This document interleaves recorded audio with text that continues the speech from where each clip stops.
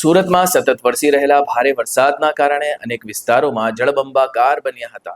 ખાસ કરીને ખટોદરા અને કતારગામ વિસ્તારમાં પાણી ભરાવાની ગંભીર સ્થિતિ સર્જાતા અનેક લોકો પોતાના ઘર અને વાહનોમાં ફસાઈ ગયા હતા.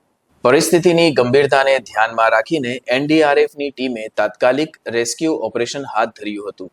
બોટ અને વિશેષ બચાવ સાધનોની મદદથી પાણીમાં ફસાયેલા બાળકો, મહિલાઓ અને વૃદ્ધોને સુરક્ષિત સ્થળે ખસેડવામાં આવ્યા હતા. બચાવ કામગીરી દરમિયાન સ્થાનિક તંત્ર અને પોલીસનો પણ સંપૂર્ણ સહયોગ હતો.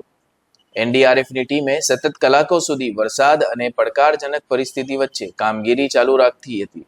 અનેક પરિવારોને સલામત સ્થળે પહોંચાડવામાં સફળતા મળતા લોકોએ રાહતનો શ્વાસ લીધો હતો. ભારે વરસાદને કારણે શહેરના અનેક વિસ્તારોમાં જનજીવન પ્રભાવિત થયું હતું, પરંતુ સમયસર હાથ ધરાયેલી બચાવ કામગીરીના કારણે મોટી જાનહાનિ ટળી હતી. તંત્ર દ્વારા નાગરિકોને બિનજરૂરી બહાર ન નીકળવા અને સાવચેતી રાખવાની અપીલ કરવામાં આવી છે.